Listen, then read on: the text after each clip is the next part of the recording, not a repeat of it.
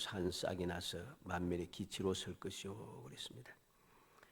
그리고 11절에도 그날에 주께서 다시 그의 손을 펴사 그의 남은 백성을 아수르와 애국과 바드로스와 구스와 엘람과 신날과 하맛과 바다 섬들에서 돌아오게 하실 것이라 그랬습니다.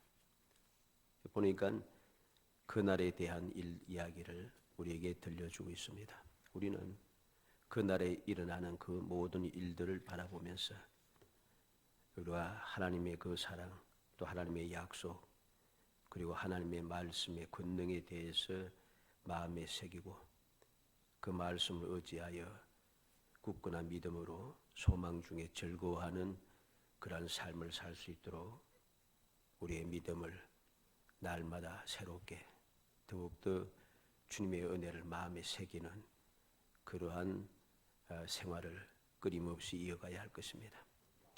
이렇게 우리가 주님의 말씀을 통해서 약속된 은혜를 깨달아 알아내지 못하면 우리는 신앙생활을 끊임없이 이어나가지 못합니다. 우리가 살아가고 있는 이 세상은 여러 가지 문제가 많이 생기고 또 자꾸만 믿음에 대하여서 거부하는 일들이 많이 생기고 믿음에 대하여서 좋지 못한 이야기들이 많이 생기고 끊임없이 우리의 신앙을 자꾸만 억압하고 신앙생활을 하지 못하게 하는 여러 가지 문제들이 교회 안팎에서 끊임없이 일어나기 때문에 올바른 지혜를 하나님의 사랑의 뜻을 마음에 새기지 못하면 믿음을 이어가지 못하는 겁니다. 내가 중직자라고 해서 목회자라고 해서 신앙생활을 오래 했다고 해서 믿음이 있는 게 아닙니다. 그들이 과연 올바른 사고방식을 가지고 올바른 마음을 가지고 예수를 올바르게 바라보며 주님의 몸된 교회를 위해서 충성하고 있는가? 아니면 주의 영광을 가리고 주의 몸된 교회를 흩어리고 있는가 하는 것을 보면은 진정한 믿음이 있는지 없는지 올바로 알게 되는 거죠. 아무리 믿음이 좋다고 큰 소리 쳐봐야 그 큰 소리는 헛된 소리에 지나지 않습니다. 우리가 너무나도 잘 알듯이 주님께서는 주의 이름으로 기적을 끊임없이 행하는 사람들도 내가 너를 모른다고 부인하셨는데 큰 기적은커녕 주님의 뜻을 어기며 살아가고 있는데 믿음이 있다고 큰 소리 쳐봐야 소용없다는 소리죠. 우리는 점점 주님 오실 때가 가까울수록 신앙생활하기가 자꾸만 힘들어집니다. 믿음을 지키기가 힘들어진다는 것이죠. 그러므로 말씀을 날마다 묵상하면서 주님의 뜻을 자꾸만 알아야 됩니다. 알아야지 세상에 눈에 보이는 대로 판단하지 않습니다. 눈에 보이는 대로 판단하다 보면은 나도 모르게 어느 순간 내가 있는 곳을 살펴보면은 내가 지옥에 발을 디디고 있는 것을 알게 됩니다. 결국은 하나님의 뜻이 이루어질 것이고 하나님의 뜻이 이루어질 때 비로소 놀라는 일들이 생겨지게 되는 것이죠. 그래서 오늘 그날에 하는 제목을 가지고 그날에 일어날 일들을 바라보면서 이 소망을 가지고 우리가 우리의 믿음을 더 굳건하게 지켜나가서 하나님을 기쁘시게 하고 무엇보다 우리의 삶을 복되게 만들어가는 그러한 성도들이 되시기를 주의 이름으로 축복합니다. 먼저 한 싹이 나서 만민의 기치로 선다 합니다. 그날에 일어나는 첫 번째 일이 무엇입니까? 10절 상반절에 그날에 이새의 뿌리에서 한 싹이 나서 만민의 기치로 설 것이요 그랬습니다. 하나님께서 정하신 그날이 되면은 이새의 뿌리에서 한 싹이 나는데 그 연약해 보이고 하찮아 보였던 그 싹이 만민의 기치로 선다. 기치라고 하는 말은 사람들을 이렇게 모으기 위할 목적으로 어디서든지 멀리서도 바라볼 수 있도록 세우는 깃발을 의미합니다. 그래서 이 깃발은 어디에서든지 다 볼 수 있다. 오늘 뭐라고 했습니까? 누구에게? 만민의 기치 그랬습니다. 세상 모든 사람들이 다 바라볼 수 있는 깃발로 바로 서게 된다는 것이죠. 사람이 볼 때는 뿌리에서 그냥 튀어나온 조그만 싹에 지나지 않아서 보잘것없습니다마는 그 보잘것없는 싹이 세상 모든 사람들이 바라볼 수 있는 깃발이 되어진다는 것. 이게 바로 그날에 일어날 놀라울 일들입니다. 그날에 주님께서 세상의 모든 사람들이 볼 수 있도록 깃발처럼 세워진다는 것입니다. 그러면 왜 그날에 깃치로 서게 됐는가? 이유가 있습니다. 10절 말씀 중간에 보니까 열방이 그에게로 돌아오리니, 열방이 돌아오게 하기 위해서,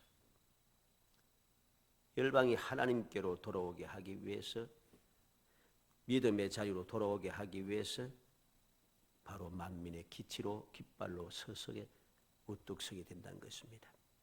온 세상 누구든지 바라볼 수 있도록. 그러므로 아무도 핑계할 수가 없습니다. 나는 몰랐다. 나는 듣지 못했다. 나는 보지 못했다. 나는 알지 못했다. 여러 가지 말들, 핑계들이 많습니다만 그 모든 핑계가 다 쓸모가 없으시는 거죠. 어디서든지 다 볼 수가 있습니다. 만민의 기치로 선다. 오늘날 우리들은 하나님의 말씀만 해도 그렇습니다. 하나님의 말씀을 보지 못할 사람이 없습니다. 하나님의 성경 말씀이 온 세상에 가득 차 있습니다. 오나 가나 보면 어디든지 성경책이 보일 정도로 가득 차 있습니다. 내가 여행 갔기 때문에 못 본다. 내가 있는 이 지역은 그냥 이방 그 종교가 성하기 때문에 교회가 하나도 없어서 볼 수 없다. 그런 말은 안 통합니다.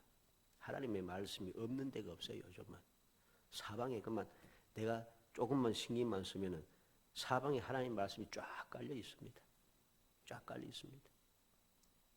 요즘은 폰도 좋아가지고선 전화기도 좋아서 전화기를 딱 해서 검색만 하면 성경이 쫙 나옵니다. 어디든지 다 나와요. 요즘은. 그때 볼 수 없다. 있을 수 없는 이야기, 거짓말입니다. 우리는 이 놀라운 사실을 기억해야 할 것입니다. 그러므로 어디에서든지 주님을 볼 수 있고 주님의 음성을 들을 수 있고 주님의 뜻을 알 수 있게 되었기 때문에 열방이 그에게로 돌아올 수 있는 그러한 기치로 든든히 서 있기 때문에 올 수 있는 사람, 마음만 가진 사람, 믿음을 가진 사람, 그 깃발, 즉 주님을 바라보는 사람은 누구든지 돌아올 수 있게 되는 거죠. 마태복음 24장 14절에 이 천국 복음이 모든 민족에게 증언되기 위하여 온 세상에 전파되리니 그제야 끝이 오리라. 이 천국 복음이 모든 민족에게 증언된다는 것입니다. 온 세상에 다 전파된다고 합니다. 마태복음 28장 19절 20절에는 우리가 잘 아는 주님 말씀이 있죠. 너희는 가서 모든 민족을 제자로 삼아 아버지와 아들과 성령 이름으로 세례를 베풀고 내가 너에게 분부한 모든 것을 가르쳐 지키게 하라. 볼지어다 내가 세상 끝날까지 너희와 항상 함께 있으리라. 모든 민족으로 제자를 삼아 아버지와 성령, 아들과 성령 이름으로 세례를 베풀라 합니다. 분부한 모든 것을 가르쳐 지키게 하라 합니다. 세상 끝날까지 항상 함께 있다가 합니다. 주님을 볼 수 없었고 주의 음성을 들을 수 없었고 내가 복음을 들은 적이 없다고 하는 것은 거짓말이라는 것이죠. 골로새서 1장 23절에 만일 너희가 믿음에 거하고 터 위에 굳게 서서 너희 들은 바 복음의 소망에 흔들리지 아니하면 그리하리라. 이 복음은 천하 만민에게 전파된 바요 나 바울은 이 복음의 일꾼이 되었노라. 믿음에 거하고 터 위에 굳게 서면은 복음에 들은 바 복음의 소망에서 흔들리지 않으면 우리가 바로 이 놀라운 은혜 가운데 살아갈 수 있을 것임을 분명히 이야기합니다. 계시록 7장 9절에도 9절로 10절에 보면 이 일 후에 내가 보니 각 나라와 족속과 백성과 방언에서 아무도 능히 셀 수 없는 큰 무리가 나와 흰 옷을 입고 소리의 종려 가지를 들고 보좌 앞과 어린 양 앞에 서서 큰 소리로 외쳐 이르되 구원하심이 보좌에 앉으신 우리 하나님과 어린 양이 있도다. 각 나라와 족속과 백성과 방언에서 아무도 능히 셀 수 없는 큰 무리가 난다. 그들이 구원을 받은 자의 반열에 서서 하나님께 영광을 돌리고 있습니다. 이 날이 바로 그 날인 것이죠. 우리는 주님께서 모든 만민들에게 기치로 서게 된다는 사실을 잊어서는 안 됩니다. 요한복음 3장 14절 한번 찾아봅시다. 요한복음 3장 14절 15절 말씀. 요한복음 3장 14절 15절 읽어봅니다. 모세가 광야에서 뱀을 든 것 같이 인자도 들려야 하리니 이는 그를 믿는 자마다 영생을 얻게 하려 하심이니라. 광야에서 뱀을 든처럼. 뱀을 들면 어떻게 됩니까? 뱀에 물려 죽을 자들이 다 살아납니다. 그 마찬가지로 주님을 믿는 자마다 다 영생을 얻게 하는 구원의 기치로 주님께서 서시게 된다는 것이죠. 요한복음 12장 20절을 찾아봅니다. 요한복음 12장 20절에서 21절까지 20절 21절 읽어봅니다. 명절에 예배하러 올라온 사람 중에 헬라인 몇이 있는데 그들이 갈릴리 벳세다 사람 빌립에게 가서 청하여 이르되 선생이여 우리가 예수를 배우고자 하나이다 하니. 명절 때 예배에 하러 온 많은 사람들 중에 헬라인도 있더라는 것이죠. 이 이방 사람들이 뭘 하려 합니까? 예수를 배우고자 하나이다. 이방 사람에도 예수를 배우고자 하는 마음을 가지고 사모할 정도로 그들은 멀리 이방 땅에 있는 사람이 주님을 알고 있어요. 이렇게 주님께서 만민의 기치로 서신 분이라는 소리입니다. 32절 보면 요한복음 12장 32절 읽어봅니다. 내가 땅에서 들리면 모든 사람을 내게로 이끌겠노라 하시니 땅에서 들리면 모든 사람을 내게로 이끌겠노라. 주님께서 이 세상에서 승천하여 올라가시고 원래 자리에 들어가실 때 모든 사람들을 주님께로 이끌도록 기치로 서시게 된다는 것, 만민의 기치로 선다는 것, 이 놀라운 사실을 우리는 기억해야 됩니다. 항상 우리는 말씀을 통해서 그날에 왜 이새의 뿌리에서 한 싹이 나서 만민의 기치로 서는가? 만민을 구원하게 하기 위해서, 만민이 구원받는 놀라운 구원의 역사가 일어나기 위해서 주님께서 친히 깃발이 되어주셨다는 사실입니다. 그리고 만민의 기치로 서면은 무슨 역사가 또 나타납니까? 그곳이 영화로워진다는 겁니다. 10절 하반절에 그가 거한 곳이 영화로우리라. 만민의 기치로 선 주님이 계신 그곳이 바로 영광스러운 장소가 되는 것이죠. 그가 거한 곳은 무엇입니까? 그가 거주하는 장소란 말이죠. 그가 거하는 장소. 그가 거하는 장소가 어디이겠습니까? 요한복음 14장 18절 한번 찾아봅니다.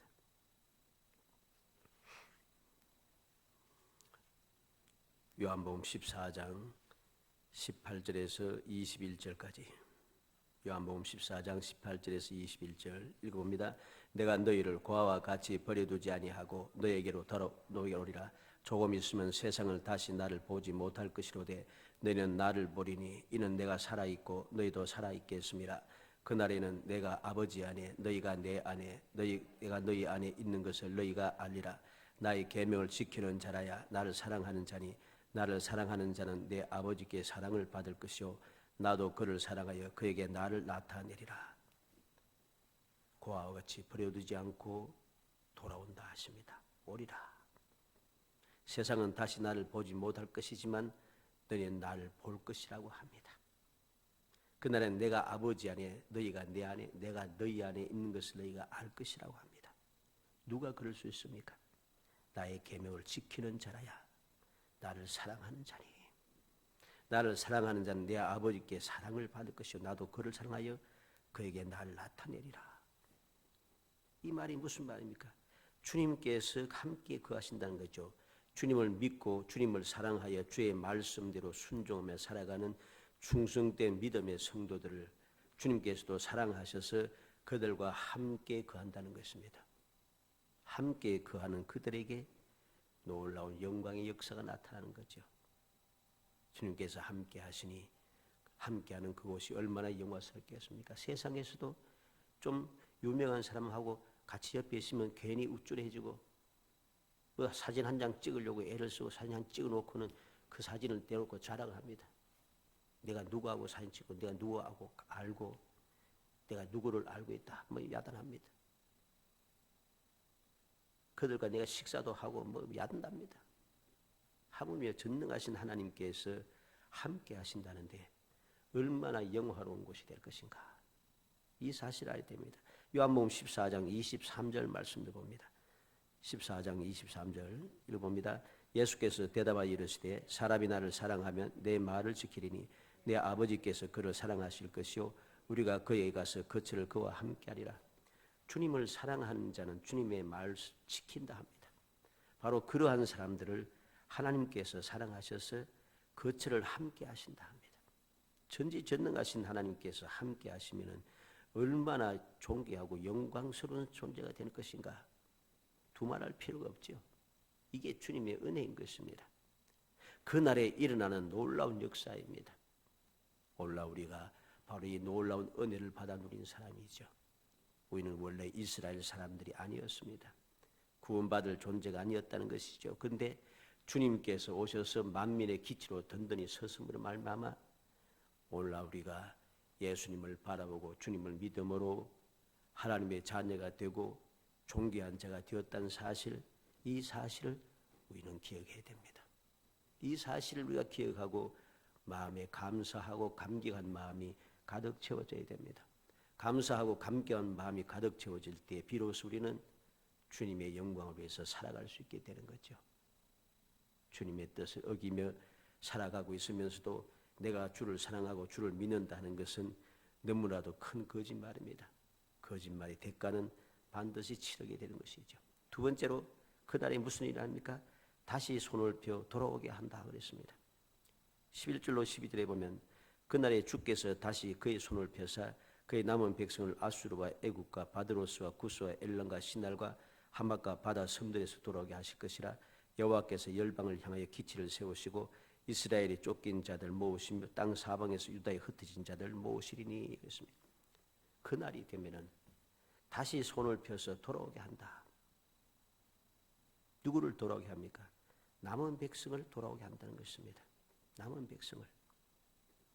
11절에 보니까 그날에 주께서 다시 그의 손을 펴사 그의 남은 백성을 아수르와 애국과 바드로스와 구스와 엘론과 시날과 하맛과 바다 섬들에서 돌아오게 하실 것이라. 남은 백성을 돌아오게 한다는 것이죠. 이것은 놀라운 이야기입니다. 우리가 말씀을 아까도 보았습니다마는 요한계시록에 구원받은 사람들, 이방 사람들 보니까 각 나라와 족속과 백성과 방언에서 아무도 능히 셀 수 없는 큰 무리가 나와 흰 옷을 입고 손에 장로나무를 가지고 보좌 앞과 어린 양 앞에 서서 큰 소리로 외치려되 하나님을 찬양하는 이방 사람들이 능히 셀 수 없는 많은 존재라고 합니다. 그런데 이스라엘 백성들에 대해서는 숫자가 달라집니다. 이스라엘 12지파에서 구원받는 자가 14만 4천 명으로 딱 정해져 있습니다. 물론 14만 4천 명이라는 뜻은 아닙니다. 숫자가 정해져 있다는 소리죠. 그래서 오늘 본문 나타난 대로 남은 자가 되는 것입니다. 남은 자. 남은 자가 많지 않다는 소리죠. 우리는 명심해야 됩니다. 그리고 다시 손을 펴서 돌아오게 하는데 남은 백성을 돌아오게 하는데 어떻게 돌아오게 하십니까? 여호와께서 열방을 향하여 기치를 세우시고 쫓긴 자와 흩어진 자를 모으셔서 돌아오게 한다는 겁니다. 12절에 보니 여호와께서 열방을 향하여 기치를 세우시고 이스라엘이 쫓긴 자들 모으시며 땅 사방에서 유다의 흩어진 자들 모으시니 그랬습니다. 여기 보니까 10절에서는 만민의 기치로 서서 열방을 돌아오게 한다 합니다. 그런데 오늘 본문 12절 말씀에서는 열방을 향해 기치를 세워서 쫓기고 흩어졌던 택한 백성들을 모으신다는 것이죠. 기치는 세워졌지만은 목적이 다릅니다. 10절의 기치는 만민 즉 세상 사람들에게 기치가 세워져서 세상 사람들이 예수를 믿고 하나님께로 돌아오게 만든다면 12절에서는 온 세상을 향하여 온 세상 모든 곳에 기치를 똑같이 세우는데 이 기치는 이방 사람들을 향한 것이 아니라 흩어졌던 택한 백성들 이스라엘과 유다 백성들을 모으시기 위해서 이 기치를 세웠다는 것입니다. 기치의 종류가 다르다는 것이죠. 만민을 향하여 세운 기치는 이스라엘 사람들이 보고 유다 사람들이 봐도 절대로 바라보고 올 수 있는 그 조건이 아닙니다. 그러나 12절의 기치는 이방 땅을 향하여서 열방을 향하여 기치를 세운 이 기치는 온 사방에 흩어져 있던 이스라엘 백성들, 유다의 백성들이 바라보고 깨달을 수 있는 기치란 소리죠. 이 기치를 바라볼 때 어떤 역사가 납니까? 13절에 보니 에브라임의 질투는 없어지고 유다를 괴롭게 하던 자들은 끊어지며 에브라임은 유다를 질투하지 아니하며 유다는 에브라임을 괴롭게 하지 아니할 것이요 그랬습니다. 반목하던 백성이 서로 화목하여 힘을 합친다는 것이죠.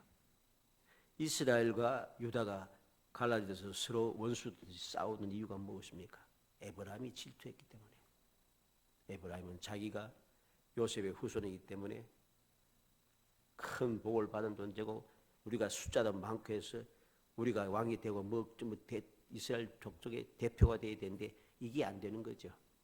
그래서 그들은 항상 요수아 때부터 계속해서 유다 지파에 대해서 또 계속의 질투를 일으킵니다. 계속의 질투를 일으키다 결국은 갈라서게 되죠. 북방 이스라엘로 갈라지고 남방 유다로 갈라지게 됩니다. 유다는 이것을 괴롭게 합니다. 왜?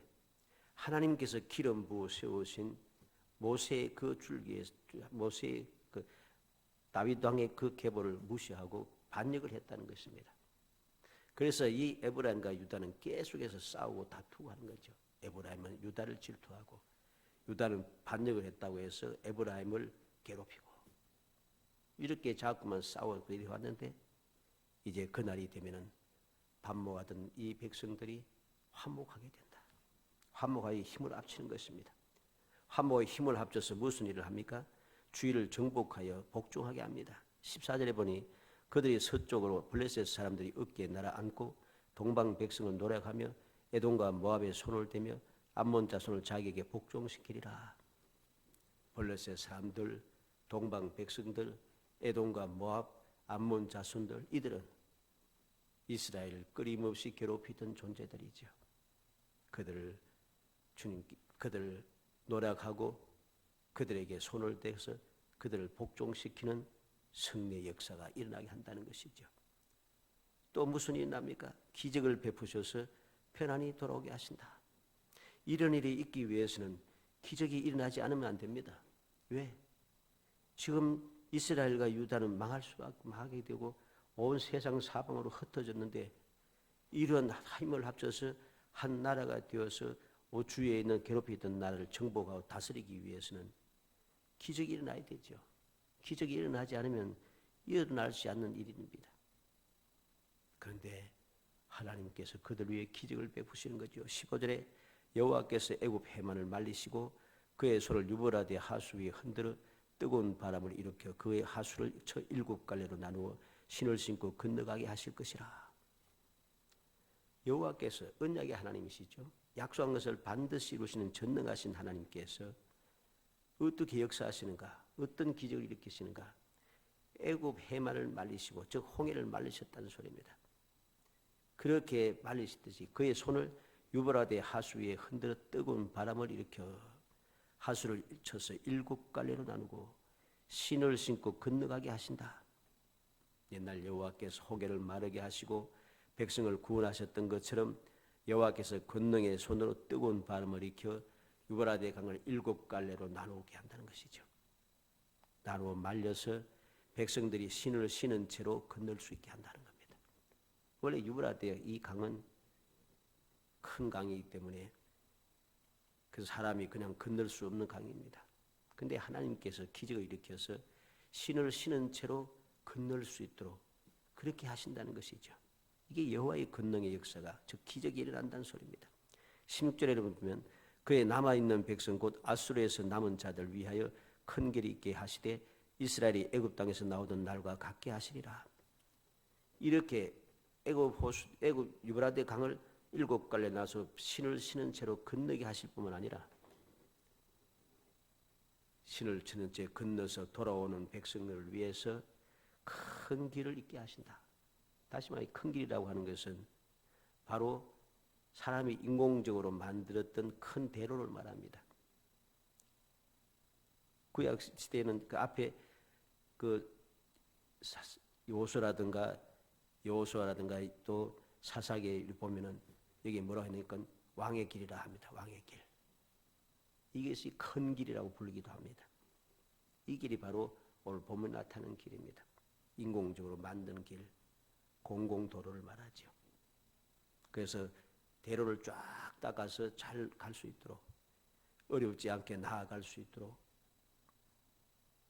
쉽게 편안하게 갈 수 있도록 만드는 큰 도로를 만들어서 이스라엘 백성들로 하여금 애굽 땅에서 나오던 날처럼 하나님께서 인도하시되 그들을 인도해 주신다는 것이죠. 원수의 손에서 해방시킬 뿐만 아니라 큰 길을 준비하시는 세심한 배려를 아끼지 아니하셔서 돌아올 때 전혀 어려움 없게 하신다는 것. 이게 바로 주님께서 이스라엘 백성들에게 백성들을 위해서 그날에 일으킬 놀라운 기적의 역사입니다. 돌아오게 하시는 기적의 역사를 우리는 봐야 됩니다. 이 놀라운 역사를 잊어버리지 않게 하기 위해서 하나님께서는 선지자를 통해서 계속해서 가르치고 있습니다. 예레미야 3장 18절 찾아봅니다. 예레미야 3장 18절 말씀. 유다가 거의 이스라엘은 망하고 유다가 거의 멸망증에 이르렀을 때에 예레미야를 통하여 선지자 이사야를 통해 약속한 말씀을 새롭게 일깨워 주죠. 예레미야 3장 18절 있습니다. 그때 유다 족속이 이스라엘 족속과 동행하여 북에서부터 나와서 내가 너희 조상들에게 기업으로 준 땅에 그들이 함께 이르리라. 멸망지경이 이랬을 때 이제 나라가 사라지고 백성들이 축복의 땅에서 뽑히게 될 때에 하나님께서는 예레미야 선지자를 통해서 이 약속을 새롭게 하시는 거죠.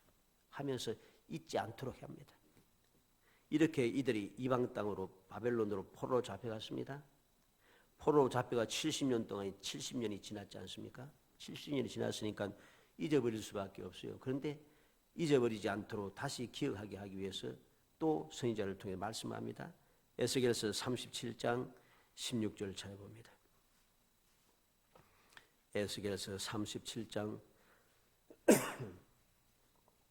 에스겔서 37장 16절에서 28절까지 좀 깁니다만 차근하게 한번 읽어봅시다. 37장 16절에서 28절 있습니다.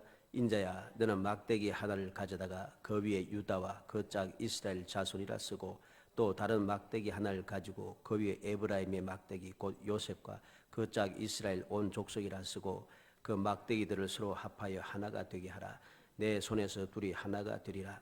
내 민족이 내게 말하여 이르기를 이것이 무슨 뜻인지 우리에게 말하지 아니하겠느냐 하거든 너는 곧 이르기를 주 여호와께서 이같이 말씀하시기를 내가 에브라임의 손에 있는 바 요셉과 그 짝 이스라엘 지파들이 막대기를 가져다가 유다의 막대기에 붙여서 한 막대기가 되게 한즉 내 손에서 하나가 되리라 하셨다 하고 너는 그 글 쓴 막대기들을 무리의 눈 앞에서 손에 잡고 그들에게 이르기를 주 여호와께서 이같이 말씀하시기를 내가 이스라엘 자손을 잡혀간 그 여러 나라에서 인도하며 그 사방에서 모아서 그 고국 땅으로 돌아가게 하고 그 땅 이스라엘 모든 산에서 그들이 한 나라를 이루어서 한 임금이 모두 다스리게 하리니 그들이 다시는 두 민족이 되지 아니하며 두 나라로 나누이지 아니할지라 그들이 그 우상들과 가정한 물건과 그 모든 죄악으로 더 이상 자신들을 더럽히지 아니하리라. 내가 그들 그 범죄한 모든 초소에서 구원하여 정결하게 한즉 그들은 내 백성이 되고 나는 그들의 하나님이 되리라. 내 종 다윗이 그들의 왕이 되리니 그들은 모두에게 한 목자가 있을 것이라. 그들이 내 규례를 준수하고 내 율례를 지켜 행하며 내가 내 종 야곱에게 준 땅 곧 그의 조상들이 거주하던 땅에 그들이 거주하되 그들과 그들의 자자손손이 영원히 거기에 거주할 것이요 내 종 다윗이 영원히 그들의 왕이 되리라. 내가 그들과 화평의 언약을 세워서 영원한 언약이 되게 하고 또 그들을 견고하고 번성하게 하며 내 성소를 그 가운데 세워서 영원히 이르게 하리니 내 저소가 그들 가운데 있을 것이며 나는 그들의 하나님이 되고 그들은 내 백성이 되리라. 내 성소가 영토로 그들 가운데 있으리니 내가 이스라엘을 거룩하게 하는 여호와인 줄 열국이 알리라 하셨다 하라. 아멘. 포로로 잡혀가서 70년 동안 이 언약의 말씀을 잊어버렸던 백성들을 위하여 선지자 에스겔을 통해서 이 언약의 말씀을 새롭게 들려주십니다. 새롭게 들려주셔서 하나님께서 이사야 선지자를 통해서 하신 말씀을 다시금 기억하게 합니다. 예레미야 선지자를 통해서 하신 말씀을 다시 기억하게 합니다. 이전에 서로 시기하고 질투하며 미워하고 다투었던 모든 것들은 사라지고 이제 하나가 됩니다. 두 막대기가 하나가 되어서 이제는 한 민족 한 나라가 된다고 말씀하는 것이죠. 로마서 11장도 잘 봅니다. 로마서 11장 1절에서 5절.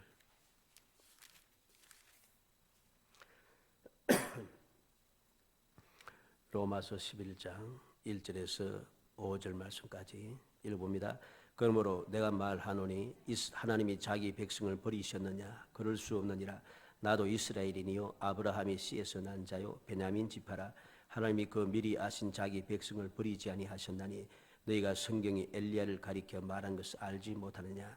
그가 이스라엘을 하나님께 고발하되 주여 그들이 주의 선지자들을 죽였으며 주의 제단들을 헐어버렸고 나만 남았는데 내 목숨도 찾나이다 하니 그에게 하신 대답이 무엇이냐?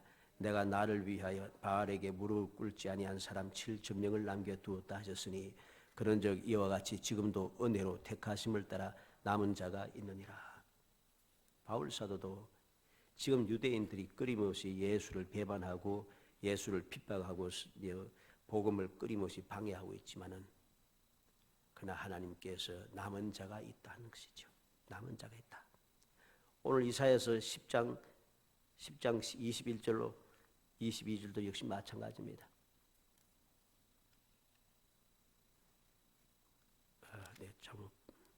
이사야 10장 20절, 21절, 22절에서 20절부터 봅시다. 20절부터 22절까지 읽습니다. 그날에 이스라엘의 남은 자와 야곱 족속의 피한 자들이 다시는 자기를 친 자를 의지하지 아니하고 이스라엘이 거룩하신 이 여호와를 진실하게 의지하리니 남은 자 곧 야곱의 남은 자가 능하신 하나님께로 돌아올 것이라. 이스라엘이여 내 백성이 바다의 모래 같을지라도 남은 자만 돌아오리니 넘치는 공의로 파멸이 작정되었습니다. 그날에 이스라엘의 남은 자, 야곱 족속의 피난한 자들, 그들이 돌아온다는 것입니다. 아무리 바다 모래같이 많을지라도 남은 자만 돌아온다 합니다. 이게 바로 하나님의 약속입니다. 우리는 다시 한번 주님의 말씀을 기억하겠습니다. 그날에 일어날 하나님의 놀라운 권능의 역사를, 기적의 역사를 다시 한번 기억하고 마음에 새겨야겠습니다. 하나님께서 도무지 일어날 수 없는 절망적인 상황에도 놀라운 소망의 약속을 해주시고 소망의 약속을 이루시기 위하여 기적을 일으켜주시는 그 놀라운 주님의 권능, 그 사랑을 우리는 기억해야 하는 것입니다.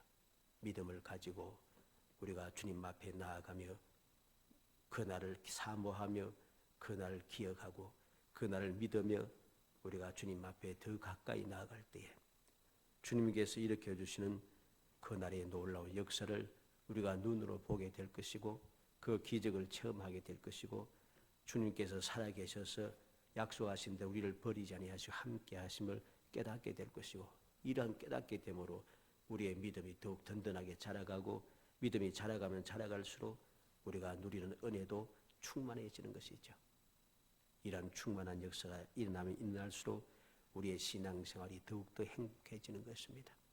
간절히 바라기는 우리 모든 성도들이 그날에 일어날 일을 사모하고 그날의 역사, 그날의 기적, 그날의 행복함을 누리기 위하여 주님을 바라보고 주님의 약속의 말씀을 마음에 새기고 주님의 영광을 위해서 우리가 충성된 삶을 끊임없이 이어가서 약속된 복을 누리는 행복한 성도이 되시기를 주의 이름으로 축복합니다.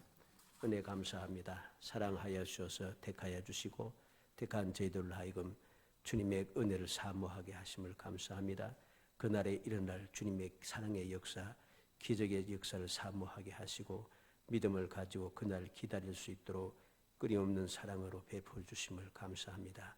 믿음을 더하여 주셔서 깨우쳐 주셔서 주의 뜻을 깨달아 알게 하여 주시기 원합니다. 굳건한 믿음으로 약속한 것을 이루며 그 축복의 삶, 기적의 삶을 누리기 위하여 저희 더욱더 주님만 바라보고 주의 말씀을 굳게 믿으며 앞을 향하여 전진해 갈 수 있도록 끊는 사랑으로 돌봐주시기를 간절히 바라옵곤 합니다. 그래 우리의 신앙생활이 가면 갈수록 더욱더 행복해지게 하시고 더욱더 존귀하게 하시며 무엇보다 하나님께 영광되는 역사가 저희들을 통하여 끊임없이 나타날 수 있도록 은총을 베풀어 주옵소서. 예수님의 이름으로 기도하옵나이다. 아멘.